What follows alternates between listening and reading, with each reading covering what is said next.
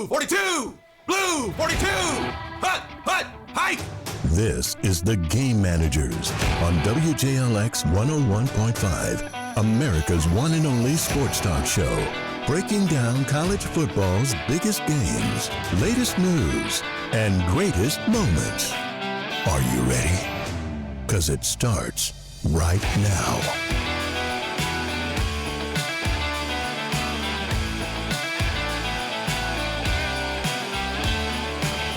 And hello, everyone, and welcome, and Merry Christmas to another episode of The Game Managers. I am Nick Norris. With me, the great Patrick Hanna. Patrick, how you doing today? Doing good, man. How you doing? I am great, and in the holiday spirit. I see you've got your Santa hat on. That's right. My dinosaur sweater on. That's right. If you're watching the live stream, you can see all of that. We also put these videos on YouTube, so you can catch us there.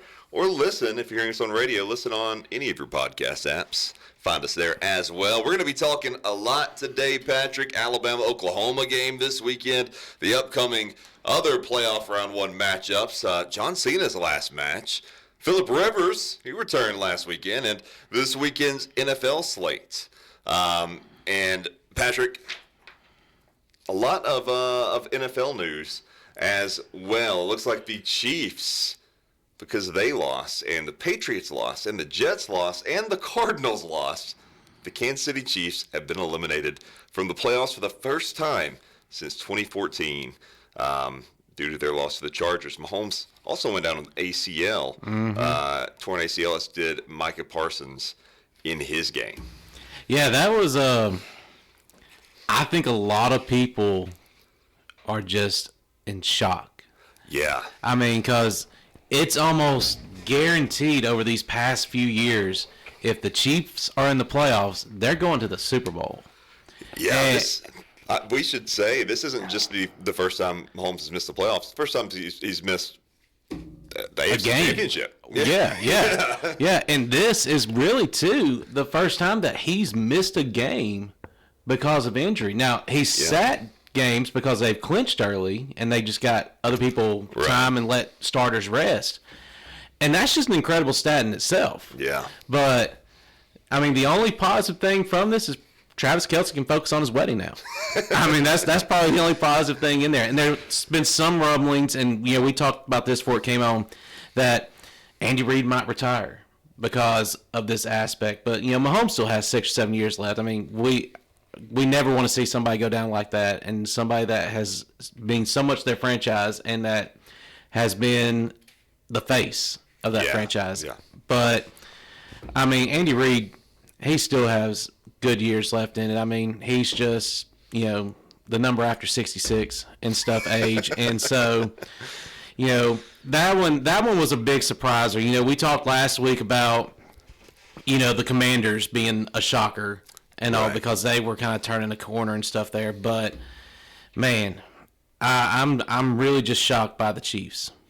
Yeah, and like you said, maybe Andy Reid retires. I mean, obviously he hasn't been very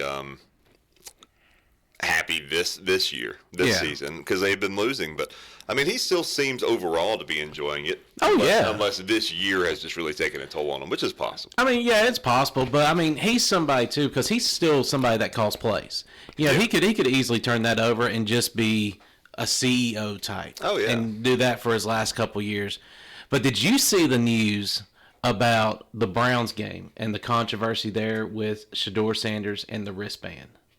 I actually did not. You did not see that? Oh my gosh! This has been like, I had to literally. I was looking this up in between services yesterday at church. Supposedly he had a wristband, but Stefanski was calling plays that was not on his card, on his wristband. I heard something about Stefanski calling plays that he didn't have. Yes. Yeah. Yes, and so you see videos of him sitting there going like, not here, or, can't hear, having to blow timeouts. And, I mean, it's obvious because not only does he not have it, but you can also see everybody else out there on the field don't have the same things either. Oh, wow. And so it caused like a big old ruckus and stuff out there. And it's like they're trying to sabotage Shador. And to me, I think it's just Savansky knows that he's on his way out the door. Yeah. So, I mean, Yeah. he's like, if I'm going down, why not take the rest of the franchise with me? That's wild. I didn't see that, but yeah, and I've always been kind of torn on this because how much of it is the media, how much of it is it not of this kind of Stefanski versus Shador, and I don't know. It does feel like he doesn't like Shador. Yeah, I mean now you would think that you would like him because he's winning games. Yeah, 2 of his 3 games that he's played, he's won them for you. Yeah, and it's starting to show everybody, why did you pass up on this cat? So I mean. That's interesting. I did not see that. I'm going to have to look into that. Of course, like you said, Browns, not a lot to look forward to, but we have a lot of eliminated teams, Patrick. I mean, this is pretty much – I've never seen this many eliminated this early before the season's over. Normally you start seeing these around week 16, week 17 and all, but – I mean, there's still 3 weeks left in the season, and you could already have all your playoff teams – locked in, and these last 3 weeks they're playing for seeds. Yeah. We've got the Giants, Cardinals, Saints, Titans, Raiders, Commanders, Falcons, Jets, Browns, Bengals, Vikings, Chiefs, and the Cowboys have less than a 1% chance. They have to win out. Eagles have to lose out. And for those who are listening, we did record this early. We were recording this on Monday the 15th, and as we recorded this, the Steelers-Dolphins game had not kicked off. But if the Steelers win that game, then the Dolphins will also be eliminated. So a lot of teams already out. Is Aaron Rodgers playing tonight? Yeah, but nobody else is apparently. I keep getting all these injury updates of everybody that's hurt. Just go ahead and sit him because we don't want it's going to be another injury. Talking about some old quarterbacks, though, we got to see Phillip Rivers grace our screens once again. Paul Rivers. Yeah, old man Rivers, 44 years old, grandpa, got out there and looked pretty sharp for 3 days of practice in 5 years. I mean, there was this one, I think he had like a bobble snap, but he still picked it up, and it was probably the slowest -1 yard gain play I think I have ever seen. But it would have been -4. It would have been. I mean, he got that, and there was 2 other things that I took from that game that was just unreal, and one was watching the video clip of his high school football team. Yeah, that was when cool. he threw the touchdown pass. That place went nuts. I was trying to figure out what restaurant that was. It's in Alabama. Yeah, it was. I was trying to figure that out too, and I was trying to figure out if there was a way I could have been able to get the clip and we could have tried to put it on here to be able to see. Because I mean, how many people can say, "Hey, this guy coached me this season, and now he's playing with the Indianapolis Colts that could possibly still make the playoffs?" Yeah. Cool. I mean, that was pretty cool. And then his press conference at the end, they were asking him, like, "Man, how does it feel to get hit again?" He's like, "Well, I'm about to tell you something that my wife said I was crazy for. I miss getting hit." Oh wow, that's cool. And I mean, so I was like, "Man, that is a true competitor right there." It really is.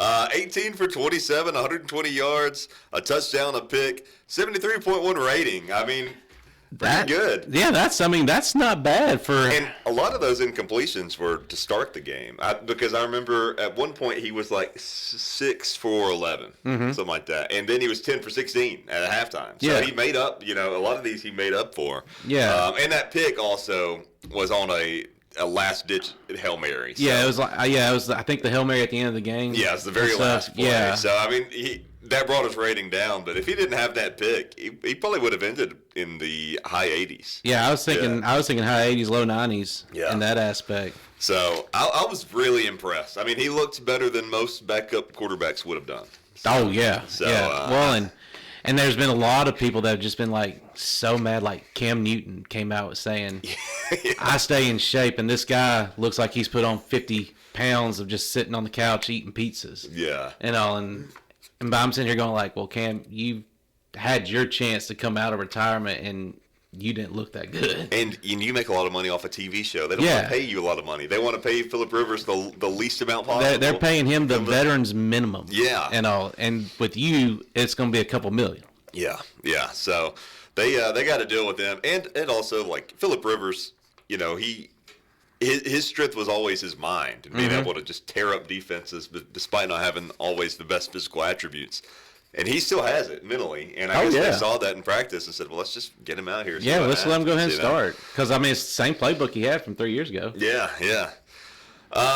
Now, Patrick, this is a big one. And this one was very controversial. Oh, my Seeing gosh. so much about this. We're going to switch over to the wrestling world for a moment.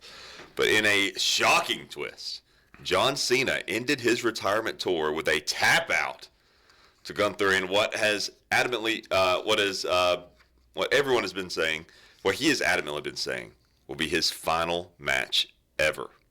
What did you think of this match? Do you still believe it is truly his final match after this conclusion? He's been very adamant about it. He's been very adamant about it because, I mean, he's made that full transition into Hollywood, and he's not that bad of an actor. No, I think he's a great actor. I think he's great. Yeah.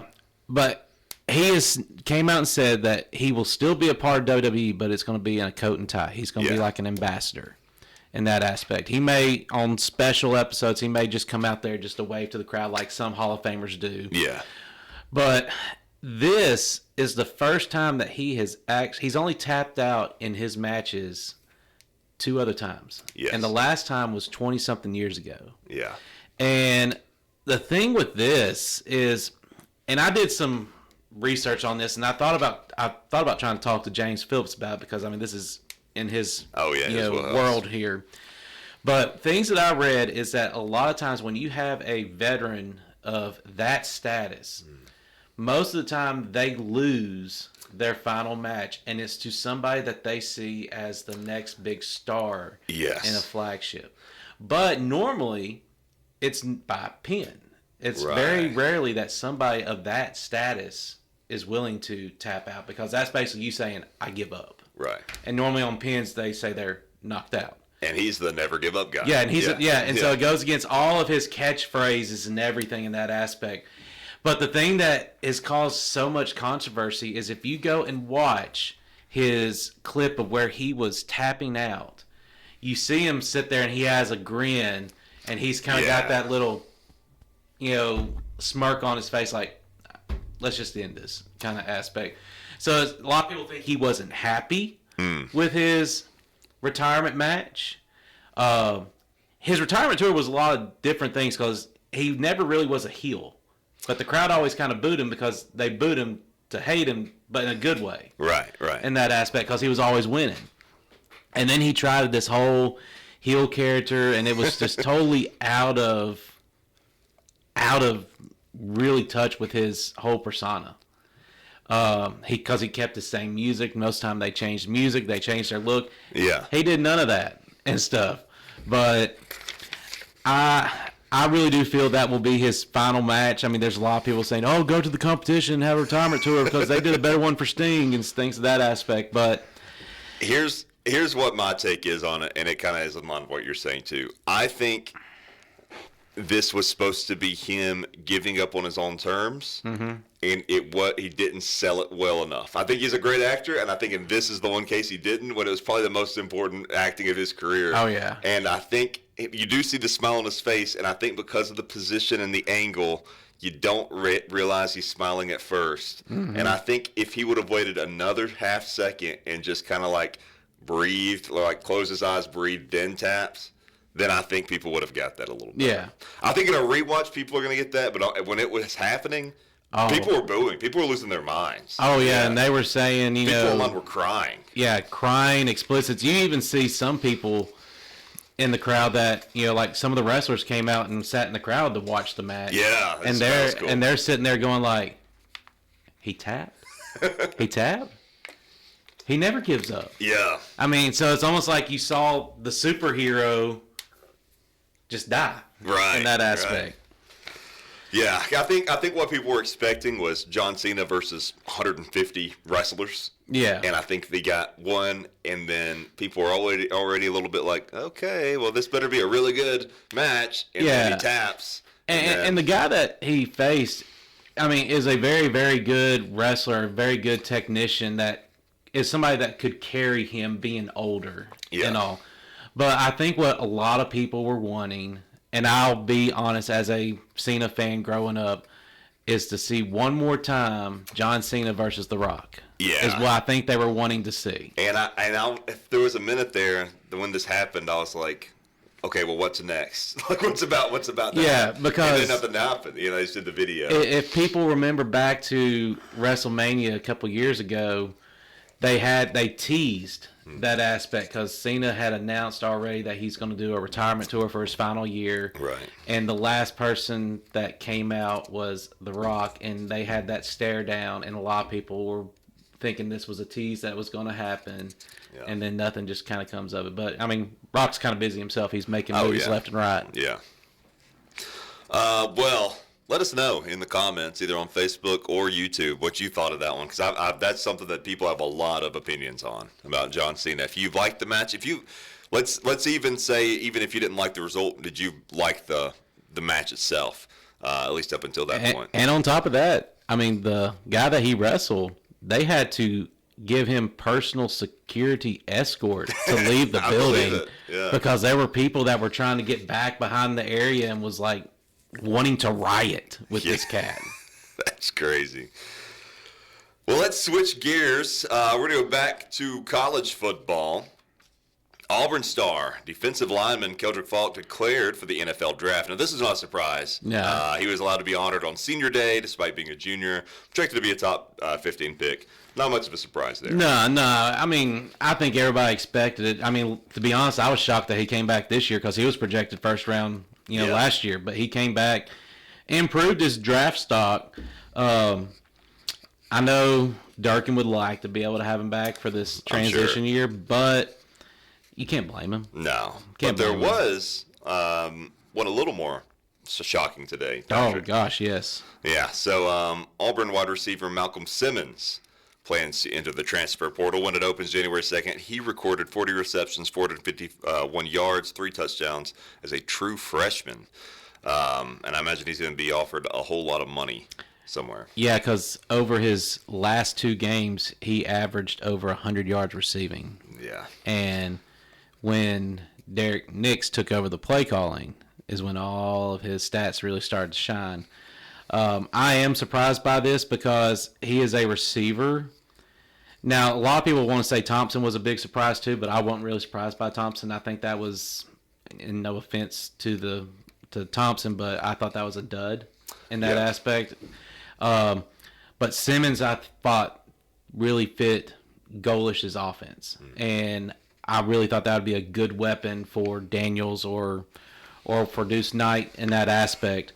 But that's 2 of the 4 of the Freeze 4 that are gone. And, Horatio Fields is another that entered the portal as well. He was more of a special teams guy.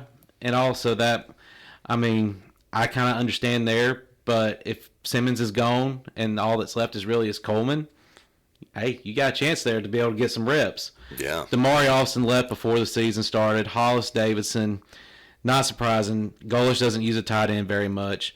Strader didn't really see the field much. And all the others really on there are people that just kind of got rotation reps and stuff in. Yeah, I mean, we're gonna see. Yeah, like you said, not a whole lot of huge names, but there's certainly going to be a lot of new names come next year. You mentioned some of them: Coleman, Wheatland, Carter, Edwin. Jackson Arnold was predicted to go in there too. Yeah, Jackson Arnold as well. So we got a lot of Tigers hitting the portal right now, but that doesn't mean they're gone either. Sometimes they get in the portal and end up sticking around. Now, here's going to be a hot name that I feel is fixing to make bank, and that's Florida sophomore DJ Lagway. DJ Lagway, he has said that he's going to enter the NCAA transfer portal. He spent 2 seasons with the Gators, completed under 60% of his passes this year, throwing 11 touchdowns for 12 interceptions. But, Patrick, he entered the year as like a Heisman hopeful. Yeah. Just kind of wasn't able to get it together quite this year. Well, and people got to understand, too, he was playing in a dumpster fire. Oh, yeah. And all down there. I mean, there was no identity on offense. And I really felt bad watching the games because he was having to run for his life. Yeah. I mean, there's a lot of times before he even had the ball, I mean, he's getting hit. I mean, he took a lot of hits. I mean, I wish I could looked at the stats on how many times that there was some QB hits and pressures because I bet you it was 95% of the time he was on the field. Sure, yeah. But I feel that if I had to guess where he's going to end up, I would not be surprised to see him at LSU. Oh, yeah. Because if Lane can get his hands on him, Lane might get his national championship.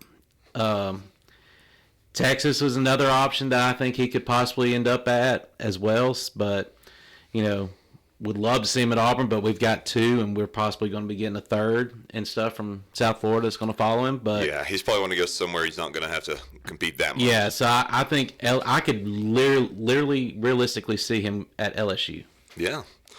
Well, we'll keep an eye on it. Remember that transfer portal window doesn't open until January 2nd, so right now they're just kind of in purgatory, limbo, I should say. But, yeah, we'll have some answers for that right after the beginning of the year because those are going to open up and those bank accounts are going to be opening up too. Oh, yeah. Guys, so, well, we got to take a break. When we come back, though, we're going to talk about the playoff games of the weekend, starting with Alabama. That game, of course, is going to be airing on WJLX. You can listen to that here, and Friday Night Football is back. So it's back. We'll get to that in just a moment. Don't go anywhere. Right here on the WJLX Game Managers Podcast. You're listening to the Game Managers on WJLX 101.5.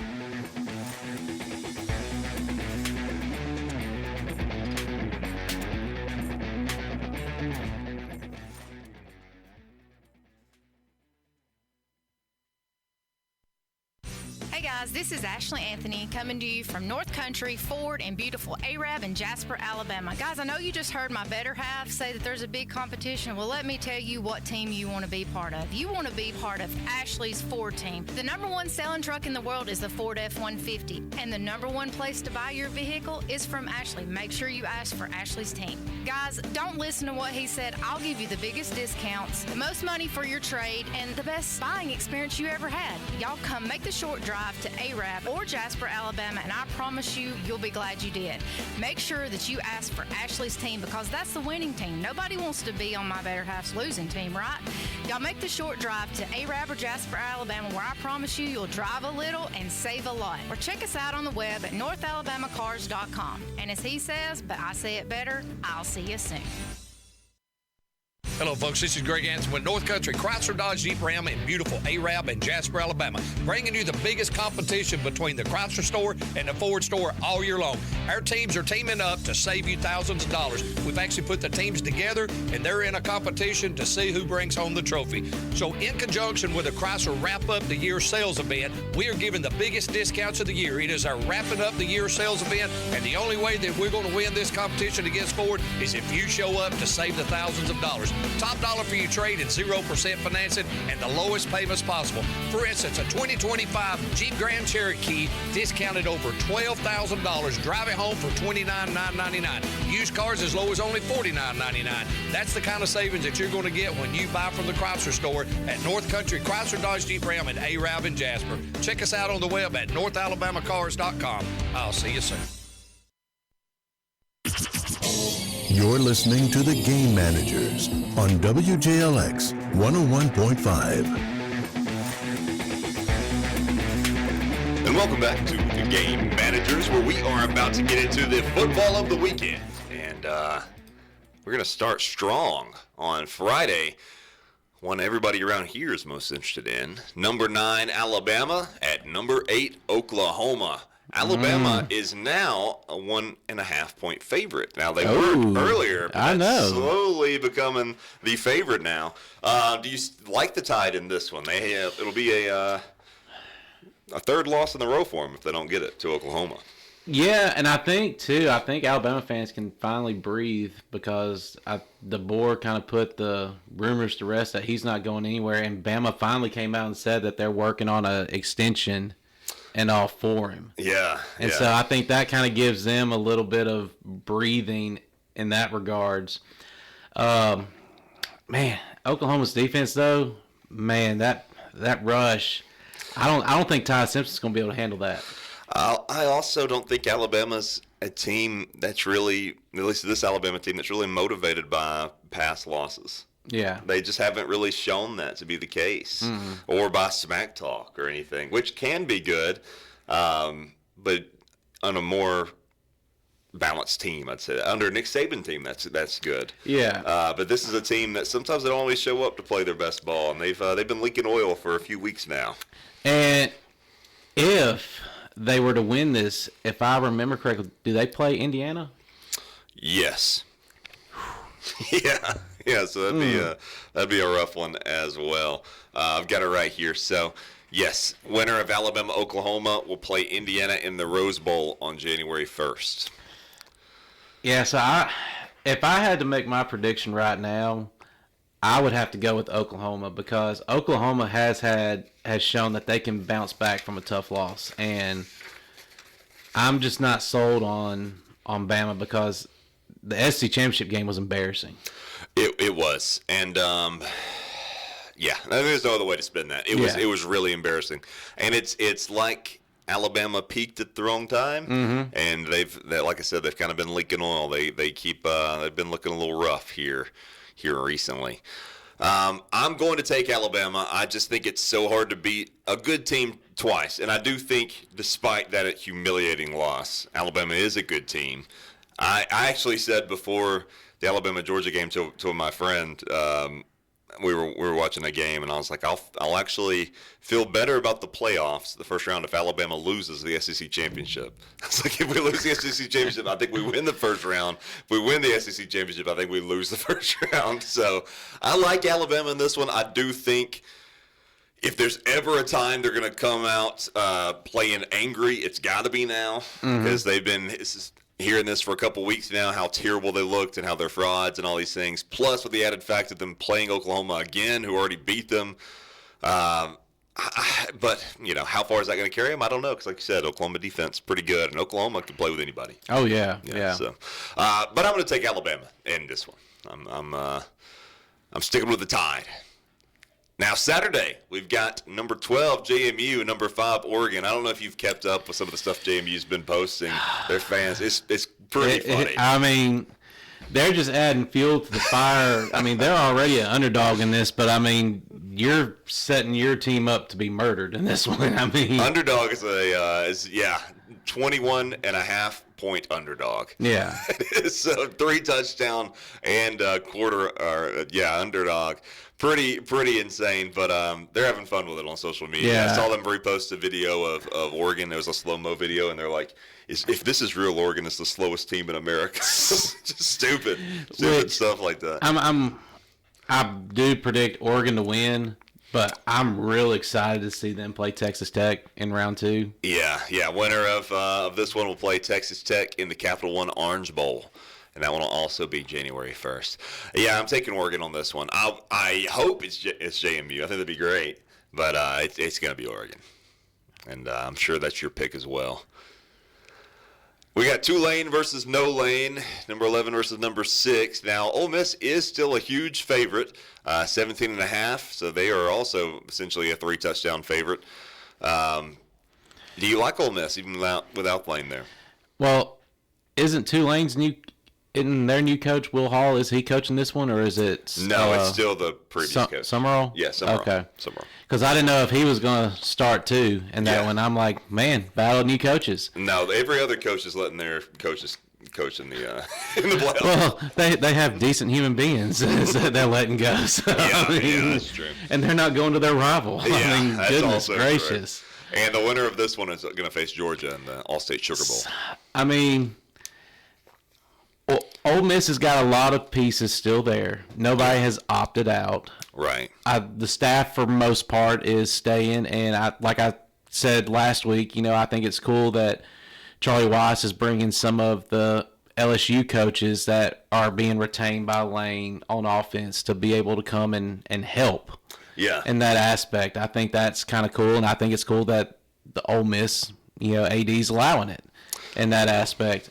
Because, to be honest, I wouldn't, because I'd be afraid that they'd be trying to, tell some guys to hit the portal and come to LSU.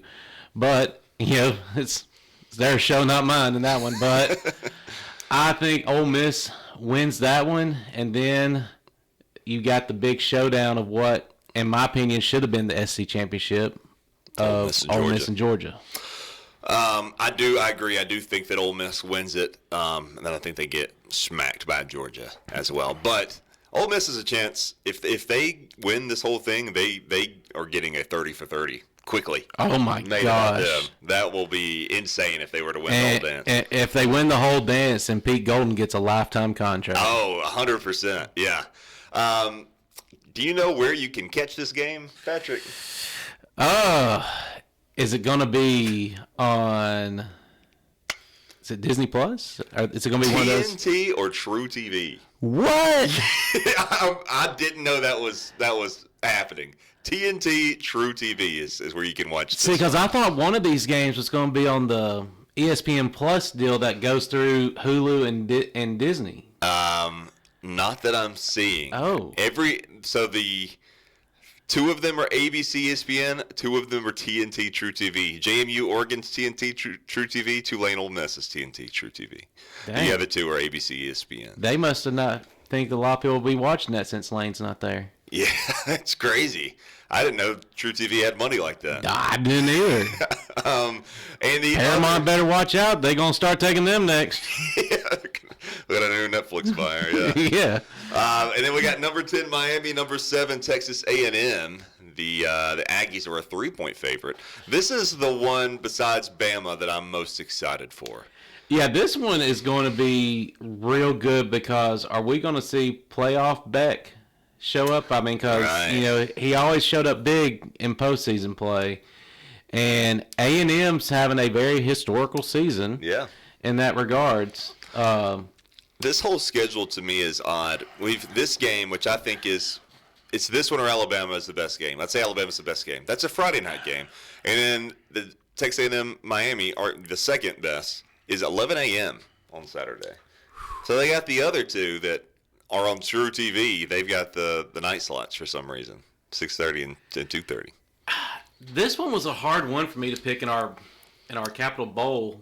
Yes, and run me to give an update on that too. Yeah, because me and my 23 other friends and all that are on that one. I can't remember who I picked on this. I think I went with Texas A&M. I think I did too. Just because the ACC has been so weak this year, I didn't really know how to evaluate Miami because in their competitive games, they didn't really perform that well. Yeah, and I just don't trust Carson Beck to get it done, so I'm going to go with Texas A&M as well on this one. And then I'm kind of hoping A&M because I want to see the battle of the Titans on defense. Yeah. Elko versus Patricia. So the winner of Miami Texas A&M will be in the Goodyear Cotton Bowl facing Ohio State. That will be December 31st. That will be the New Year's Eve game, which I always like having a New Year's Eve game. Oh yeah, I do too. Everybody likes watching the Dick Clark countdown special, which is now Ryan Seacrest's deal, but I prefer watching the football game. Man. Oh yeah, and usually it'll end like an hour before the ball drops. Yeah, and you can still see the ball and stuff with it. I like that a lot. Okay, so I think we had all the same picks beside Alabama and Oklahoma. We had Oregon. I had Alabama. You had Oklahoma. Both had Ole Miss. Both had Texas A&M. So be interested to see how this weekend plays out.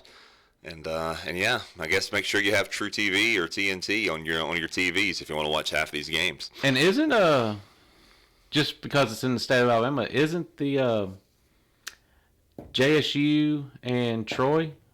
Yes. Isn't that this weekend too? It is. I'll get to that in just a moment. That one's actually going to have already happened by the time this episode comes out. It's tomorrow, Tuesday. Oh yeah, 16th. yeah.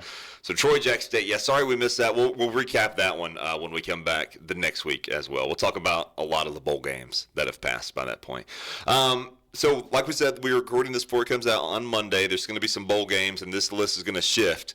But right now, we've got 1, 2, 3, 4, 5, 6, 7, 8 group members in our Capital One Bowl Mania group that are undefeated. You still can join. You're going to be behind a few games, but if you want to try to join, you're still more than welcome to. You can pull a Cinderella story. That's right. Winner gets $25, a WJLX Frisbee, and now a WJLX hoodie as well. So the pot just keeps growing. It keeps growing. Yeah.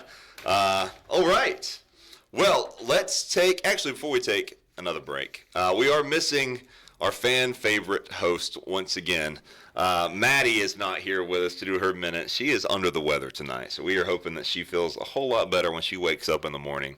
But she is missing. But she still wants us to do Maddie's minute without her this week. Is that correct? Yeah, she did, because my wife texted and said that, to make sure to do Maddie's minute, because a lot of people I know we're looking forward to the Christmas movies. Yeah, during school she went to the nurse, and she's at the same school that my wife is, and she never complains about being sick or anything, and she was complaining with her head hurting. And then after I finished practice and dropped my son off from, they had a in-school meet in Homewood, went in there to check on her, she was asleep. And she's somebody that if she's asleep, she's not feeling good. Yeah.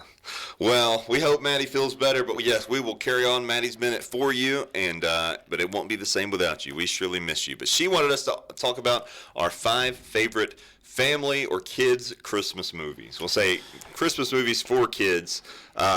And how we thought we'd do this is we'd go through, we'd each say our 5 or 4 or 3. Yeah. So I guess you have Maddie's list. Yeah, I've got Maddie's list. Okay, so maybe we start with Maddie's. I'll do mine, you do yours, and then Maddie's. All right, so we're going to start with 5 and work up, right? Yes, starting with number 5. So we're counting up from 5. All right, so her number 5 is Christmas Chronicles 2. That's on Netflix. Christmas Chronicles 2. I am not familiar with that one. Oh, yeah. You're probably very familiar. I'm very familiar. And it's got some good music and stuff with it, too. The Santa really likes singing and stuff in it. It's a very, very good. Oh, it's got Kurt Russell as Santa Claus. Yeah, Kurt Russell plays Santa Claus in it. Goldie Hawn is Mrs. Claus. Oh, this does look good. Yeah. And that was her number 5, was that one. 2 is like a Terminator situation. 2 is even better than the first one. Well, by her, she likes the first one better, but I thought 2 was better. Okay. It would have made my top 5. Okay. My number 5, sticking with the live action Santa theme, I've got The Santa Claus starring Tim Allen. See, that one was my 5. Really? That one was my 5. That one was my 5. Was that one? Yeah, that's a classic. I'm so watching that as an adult. I've rewatched it recently though, and it's very interesting. It's still a great movie. Still holds up, but the first Santa dies at the beginning. Spoiler alert if you haven't seen this 30-year-old movie. And Tim Allen replaces him. Tim Allen is transported to the North Pole, and none of the elves care that their friend died. That's one thing that I've mentioned in stuff of talking with kids in my class, because they made a TV series on Disney Plus. Yeah. And they had there's 2 seasons of it, and it's good. And it really just picks up where the movie's left off. And that was something that me and the kids talked in there, because they were like, Coach Anna, if I die, would you be sad? And I'm sitting here going like, first I'm like, where's this going? In that aspect. And then they're like, well, the Santa Claus died. The elves don't care. But nobody cares. They don't have a funeral. Yeah. They don't even seem mourn or nothing. No, this is a guy they've known for maybe hundreds of years. Yeah. And spoiler alert, because we're not talking about the TV shows or anything, but there's rumor that Tim Allen's going to retire as Santa. Yeah. Well, now the elves are upset that he may end up retiring because they don't know what's coming in. Maybe the other guy was horrible. Well, that's what I was wondering. Yeah, maybe he was maybe he murdered the other Santa in cold blood, so they've been waiting for this guy. That or he was just a grumpy old man. Really didn't have no Christmas spirit. It's also I guess it's a curse, because Tim Allen doesn't want the Santa. He can't get away from it, and he changes his body and his personality, and it's kind of like a curse. Yeah, and it kind of puts a damper on his relationship with his. With his kid, to where it's kind of a horror movie. Yeah, think about as you look back on it as an adult, you're like, man, how is this a kid movie? That's really funny. What about Maddie's number 4? Maddie's number 4 was Christmas Chronicle 1. Okay, so that one's better than the second. She said that one is better. My number 4 is the original Home Alone. Okay. Now that's going to come up on my list later. Yeah. But you agree on that one. Yeah. Original Home Alone's the best Home Alone. They get worse after, each one gets a little bit worse until they're just really, really bad. 1 and 2 are both good, though. Yeah, 1 and 2 is good. 2, to me, was better than 1 for this reason alone. Oh, but don't get it to you on your list yet. Okay, I'll say it. Because I have a very good reason with this, because everybody else thought I was nuts when I was telling them my list at school. Oh, really? Okay. Because they had 1 above 2. I kind of cheated on my number 4, and I went for almost like a mini genre on mine. I said the claymation movie. So like Year Without a Santa Claus, Rudolph the Red-Nosed Reindeer. Any of the old 50s, sort of 60s claymation, I've got those on my list. Okay. So I like those. It's like usually they're like at most 90 minutes, usually more like 75. Quick little watch.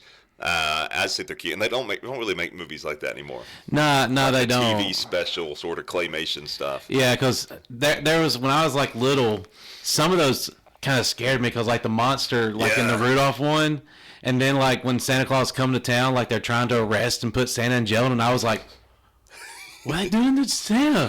Well, there's one too, and this one I wasn't ever really a fan of, because as a kid I thought it was boring, and then there's one very intense scene, and I think it's I don't know if the name of it is Kris Kringle, but it's about Santa, the man becoming Santa Claus. Kris Kringle becoming Santa. Yeah, that's the Santa Claus coming to town.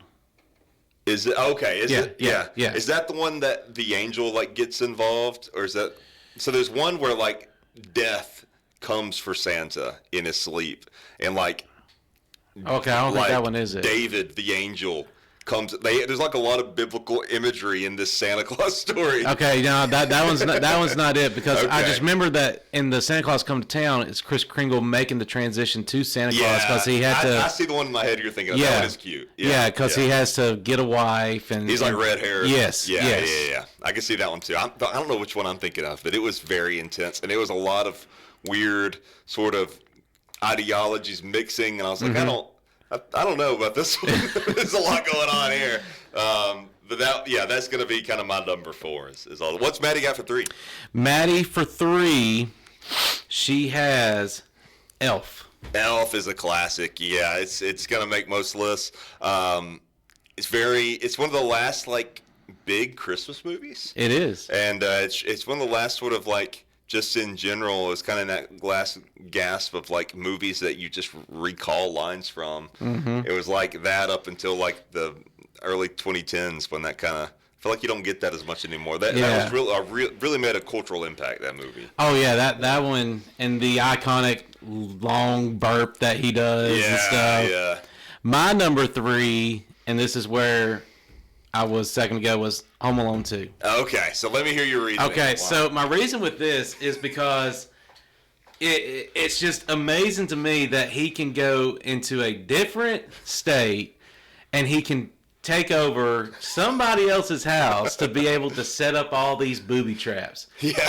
And then I'm sitting here also looking, how does this kid get into this big luxury hotel, and they take a credit card without asking, where is your parents? How do you have this? Well, they do. And he's like, he has to do the whole thing with his dad's in the shower. Yeah, but they still, he never came down, signed papers, and things. I guess that's after he's already in the room. Yeah, he's already in the room. I wouldn't have let him in the room in that aspect. Yeah, that's crazy. But yeah, the scene and stuff with him singing in the shower and stuff like that, and slapping you silly and all. But my favorite thing, and I still laugh so hard to this day, is when the guy's head gets caught on fire and he goes into the toilet to give himself a swirly, and it just boom, it blows up. And then the other guy gets electrocuted, and you start seeing the skeleton part and all in it. And I'm sitting there going like, this guy was getting like his house remodeled, but now it's been blown up and all by the kid. Yeah, I saw like an imaginary versus, like who would win, the Predator from the Predator movies, the first one, or Kevin McAllister with a week prep time. And one of the responses was, there is no winner, but the loser would be the neighborhood. It would go up in a nuclear explosion. Yes. See, a lot of people, because Macaulay Culkin has kind of like come back a little bit since he got like his Hollywood Square and stuff, about saying, would he ever go back and make a Home Alone where he's the adult and with kids, and all, and he leaves the kids, or he has to come back and he's got to save his kids and stuff. And so I'm sitting there going like, I would be kind of scared of how that Home Alone would be because it would probably be like rated R. Yeah, it would be.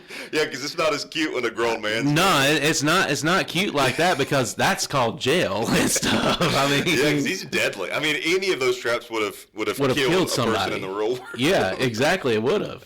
Yeah, I think those are great movies. I mean, I think the only safe thing that happened in those things was the guy stepping on the ordnance or being shot with a BB gun. I mean, that was like the only two safe things in it. Yeah, at one point he just like throws a brick at one of their heads. Yeah, and I'm like, that would have knocked somebody out or actually killed somebody. Cracked their skull. I mean, I really think this is how The Walking Dead came about. Number 3, I've got any version of The Grinch. I like Jim Carrey's the best, but I also love like the old animated one. I like the 2018 animated one. They're all good. But yeah, you can't go wrong with that one. Yeah. Because that one was actually Well, I'll save that one because it's on her list. Yeah. But her number 2 was Polar Express. Okay. See, Polar Express came out when I was about Maddie's age. And I saw it in theaters. And that's interesting. At the time, I didn't love it in the theater. I think it was just a lot. Because I may have been even a little bit younger than Maddie. I think it was just a lot going on. Like between the train and there's a ghost and who's the ghost and what's going on. And then a couple years later, I watched it again. I really liked it then. Yeah, and it's got a really, really good message for Christmas and stuff in it. Yeah. And I think if I read correctly, because Brandy was telling me that she read somewhere there's supposed to be like a sequel to it, but it's like pre-Polar Express. I don't know where they could kind of go with it. I don't see that aspect, but that, like they said, it was like Tom Hanks and somebody else and stuff. Interesting. In it. I hadn't heard of that. I'm gonna have to look that up for next week. Yeah. To be able to see, because it really kind of got my attention, like trying to figure out how are they gonna do it. Kind of like same way, like how are we still making Toy Story movies? And stuff. You find a way, I guess. Yeah. But my number 2 was The Grinch. Okay. Yeah. That was my number 2 because it's like you said, you can't go wrong with that. Yeah. And I actually had it lower, but when we had our Garrett's Place Christmas deal, that was one of the things I was playing. They played all the different Grinch movies, and I was like, you can't go wrong with this. Yeah. And so that's where I made the change in mine, was this weekend. And stuff on that Saturday. event also looked really cool, and I'm glad y'all did that. That was awesome. For anybody that didn't know, Garrett's Place, which I wasn't familiar previously, but you can follow them on Facebook. It seems like a really good organization, but they did a Christmas village and got a lot of presents together for foster kids and opened up the little winter wonderland for them. It was really well done. Yeah. Like it was very professional looking, and I was shocked at how much care and effort was put into it. It was a lot, and I'll give an update in our next segment and stuff on it, because it was very eye-opening. Yeah. And all with some things that I'll tell you about and stuff. My number 2 is Home Alone. So we already talked about that. What was Maddie's number 2? Maddie's number 2 was Polar Express. Polar Express, that's right. Yeah. So we've had a lot on the same list so far going into this. We have. Because that's what we're curious. We're like, how many are we all going to have? And especially with like different, she's a different generation. Yeah. And how's that going to look? So I guess we're going to go down to number 1. So what does Maddie have for her number 1? Maddie's number 1 is going to be, well, there was a text. So she just woke up and all, and she's still not feeling good. So and also that took me off my list there. Let's see here. Her number 1 was The Santa Claus. The Santa with Tim Allen. Yes. That's a great one. So that one made all 3 of our lists. It did. Yeah. It did. My number 1 is Charlie Brown's Christmas. Ah, you stole mine. That's what you got was mine too. We watched that in class this week. And some kids are like, or be like, why are we watching this old movie? And some kids are like, I love that. They're singing the song as soon as it starts. Like, Christmas time. Yeah. I love all the Charlie Brown movies. I see. Even the more recent one, like the 3D animated one, was good. Yeah, that one was good. It was kind of like a continuation from the cartoon. Yeah. And all with, and it kind of filled in a lot of the blanks and stuff there that people were kind of wondering. But I had that as my number 1, and I'm actually, for our Wednesday night, that's what I'm going to be talking about, and I'm going to show that and build my message around Linus's speech about what Christmas is all about. Yeah. And that whole speech is like 20 seconds, but it's like it's such an impactful part of that movie. And I when I'm watching it this time, I was like, I remember this being like such a long part, but it's very quick. Yeah. But it's really impactful. And the thing about it is, if you go back and look, he really tells the entire Christmas story from the book of Luke and all in that 20 to 30 seconds. Yeah. And all. And, and that's the thing that just kind of got me. I was like, this was Hollywood's way of being able to kind of slide that in a little bit. But the Peanuts, they were able to get some of those things, and they didn't. They would want to do like some silly stuff too. But it's kind of like whenever they wanted to, they had free reign. Yeah, they kind of had free reign and stuff with it. Yeah, which is cool. I like all the Peanuts stuff, man. I do too. My favorite was the when they went overseas, Bon Voyage, Charlie Brown. That one was one of my favorites. That one's good. The Halloween one's obviously a classic. The Easter Beagle. The Thanksgiving episode's great too. There's a really interesting story about the Thanksgiving episode. If you watch it, most of these were produced in the 60s, and like you said, they were given. Like we said, they were given some free reign, but not all the time when some things aired. And I don't remember the little black character, what his name is. No. I almost said Linus, but that's the not. Yeah, that's. But so when they were doing that episode, if you go back and watch it, he's on a side of the table by himself. And so now if you go back and watch it, people will point that out and be like, this is really problematic. And it was. But they didn't want to have that kid at the table at all. Like the networks were like, we don't want white and black kids eating together. We just don't put it in our episode. Wow. And he was like, no, we're doing it. And the concession they made was like, fine, well, he's got to be on that side of the table. And that was the only way he could get on the air. But he kind of put his foot down and was like, no, if we're going to have this episode, you're going to have this in there.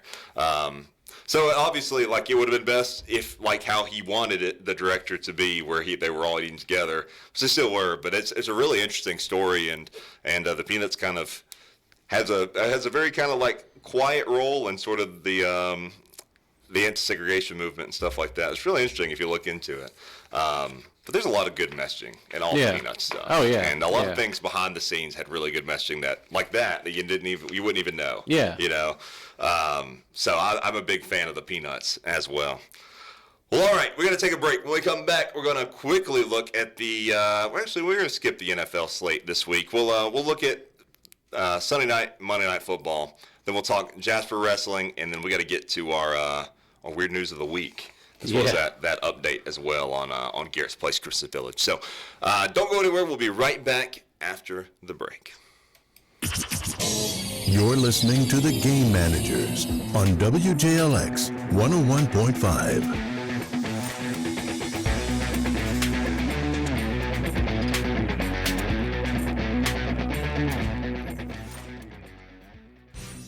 This is Ashley Anthony coming to you from North Country, Ford, and beautiful Arab in Jasper, Alabama. Guys, I know you just heard my better half say that there's a big competition. Well, let me tell you what team you want to be part of. You want to be part of Ashley's Ford team. The number one selling truck in the world is the Ford F-150, and the number one place to buy your vehicle is from Ashley. Make sure you ask for Ashley's team. Guys, don't listen to what he said. I'll give you the biggest discounts, the most money for your trade, and the best buying experience you ever had. Y'all come make the short drive to Arab or Jasper, Alabama, and I promise you'll be glad you did. Make sure that you ask for Ashley's team, because that's the winning team. Nobody wants to be on my better half's losing team, right? Y'all make the short drive to Arab or Jasper, Alabama, where I promise you'll drive a little and save a lot. Or check us out on the web at NorthAlabamaCars.com. And as he says, but I say it better, I'll see you soon. Hello, folks. This is Greg Anson with North Country Chrysler Dodge Jeep Ram in beautiful Arab and Jasper, Alabama, bringing you the biggest competition between the Chrysler store and the Ford store all year long. Our teams are teaming up to save you thousands of dollars. We've actually put the teams together, and they're in a competition to see who brings home the trophy. So in conjunction with the Chrysler Wrap Up the Year sales event, we are giving the biggest discounts of the year. It is our Wrapping Up the Year sales event, and the only way that we're going to win this competition against Ford is if you show up to save the thousands of dollars. Top dollar for your trade and 0% financing and the lowest payments possible. For instance, a 2025 Jeep Grand Cherokee discounted over $12,000, driving home for $29,999. Used cars as low as only $49,999. That's the kind of savings that you're going to get when you buy from the Chrysler store at North Country Chrysler Dodge Jeep Ram and Arab in Jasper. Check us out on the web at NorthAlabamaCars.com. I'll see you soon. You're listening to The Game Managers on WJLX 101.5. And welcome back to The Game Managers. And Patrick, this week starts back Saturday NFL football. On Saturday, we've got the Eagles and the Commanders. We got the Packers and the Bears, and that game's going to be a big one. I'll actually be in Chicago while that game's happening. I may check out the not the game, because those tickets are about $400. I was about to say, that's probably expensive tickets and stuff. I may check out the tailgate, though, and see what all's going on over there. Sunday, though, Sunday night football, we've got the Patriots and the Ravens. That could be a good game. Ravens coming off a pretty thumping win of the Bengals. Oh, yeah. And then Monday Night Football, we got 49ers and the Colts. Phillip Rivers coming back on Monday night. That's right, and I hope that he balls out, man. I can't wait to see it. Patrick, why don't you give us a real quick update on Jasper Wrestling, and then maybe follow that up with the Garrett's Place Christmas Village. Talk a little bit more about that afterwards. Yeah, so with Jasper Wrestling, we had a big tournament with our varsity over in Mississippi. They ended up winning the tournament. Wrestle teams from Mississippi, obviously, Tennessee, Arkansas, and we were the only school from Alabama. And we ended up winning it. Had a lot of guys place first, second, and third in that regards. Monday, our varsity had an in-school match with Homewood. Homewood's ranked number 3 in 6A, so it's kind of a preview for us to see where we kind of stand with us being ranked number 9. And we still got a lot of growing to do. We're young, and it was a good reminder that, we are better than last year, but we still got a lot of work to do. And so didn't go our way and all Monday, but we're going to take what we learn and apply it and hit on to the next one and all from there. Yeah, and then get a little nice, much needed break after a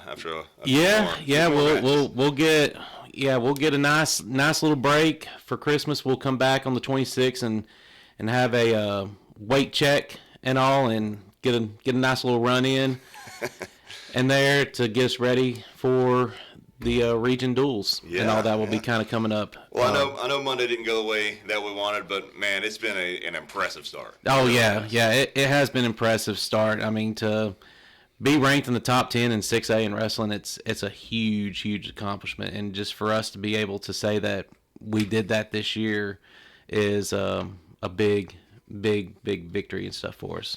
What about the Garrett's Place Christmas Village? I saw the pictures and posted them online for us, and they looked great.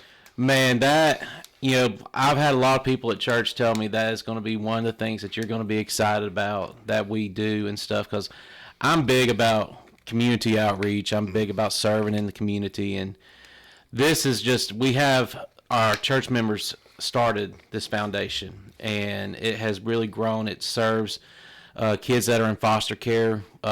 We were able to help with Christmas with over 500 kids. Oh, wow. And all that day. The Bessemer had their Christmas parade. Bessemer's VFW came on and partnered, supplied the facility and all for us to be able to do. A lot of local community leaders and businesses came on to be able to provide ornaments. They got to experience a true family Christmas. Yeah. They got to create their own ornaments. They got to write letters to Santa. They got to actually mail the letters. Didn't have to worry about paying the postage. They got to get stuff to make gingerbread houses, to be able to make like a Christmas dinner. There was a grocery store that provided groceries for these kids and their foster parents to be able to have a Christmas meal. They got to go to the movies to be able to see movies. They showed every version of The Grinch. They got to play games.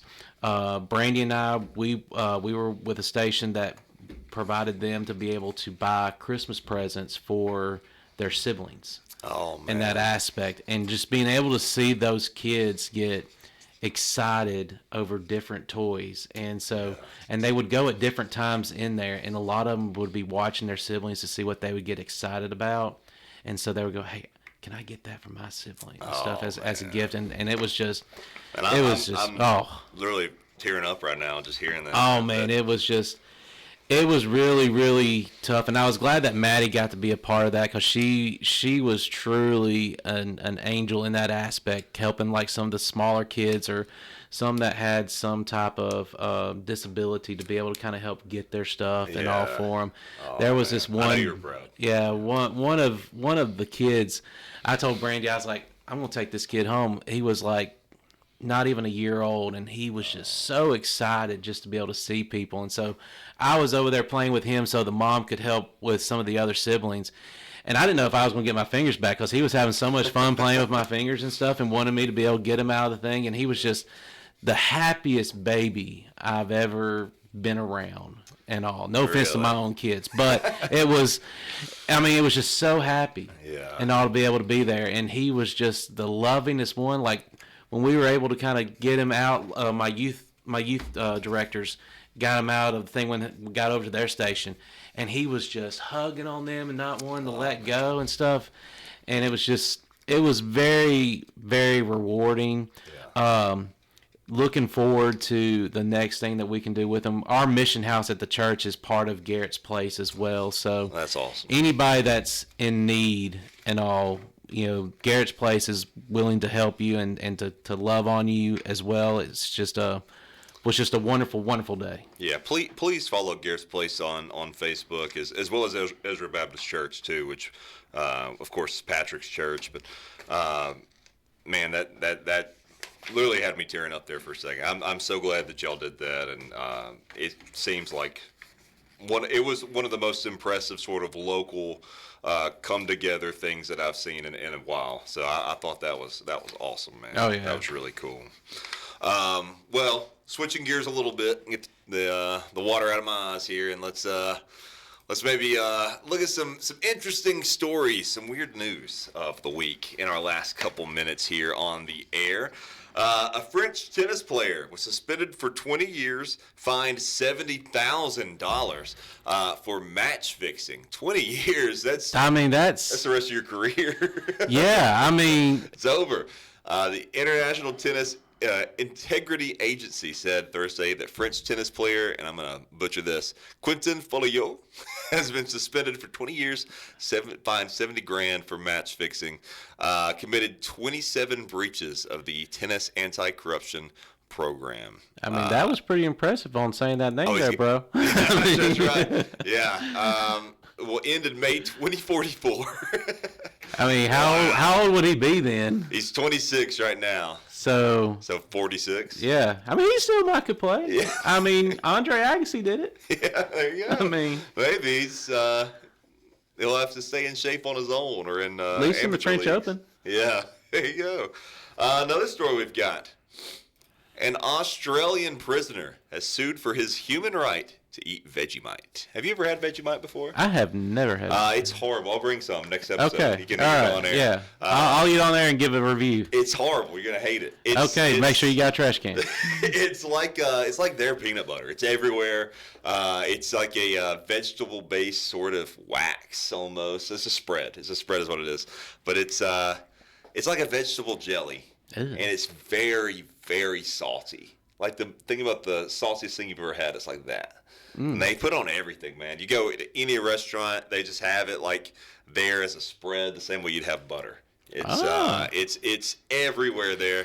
And this guy in prison is saying it is his right to enjoy his culture as an Australian. He's 54, serving life sentence for murder.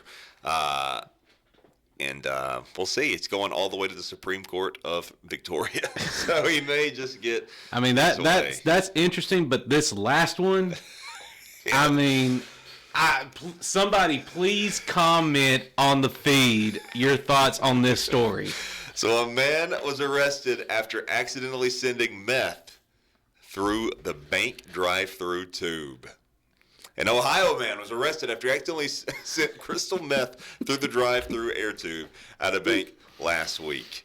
Only the finest of crystal methamphetamines.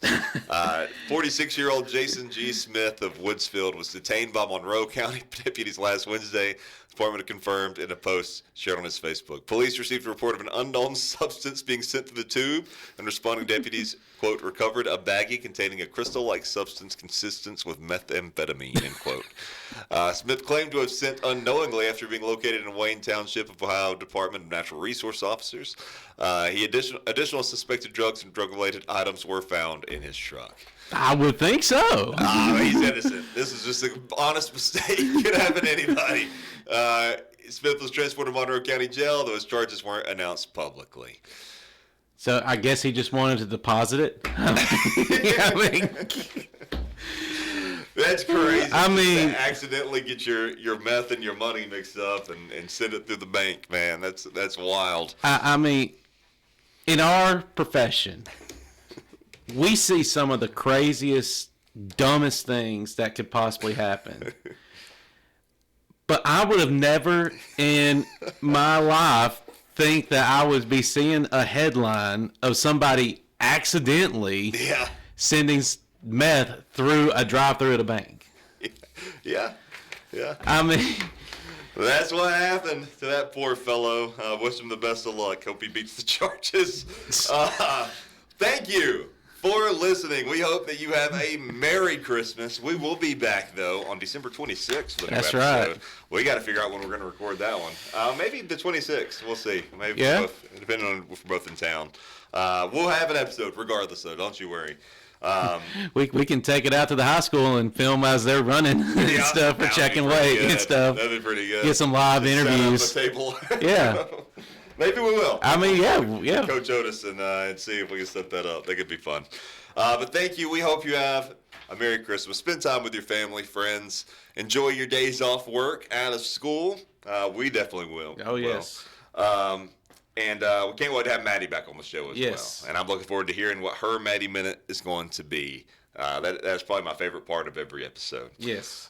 Thank you to North Country Ford for being a sponsor. If you'd like to become a sponsor, you can message us on Facebook or Instagram at The Game Managers. You can find us at TGM Pod at most places. You can send us an email, gamemanagerspod@gmail.com. It doesn't have to be about becoming a sponsor. You can send us a question about whatever, or just a statement, something you want us to read on air, go for it. We'll check that email.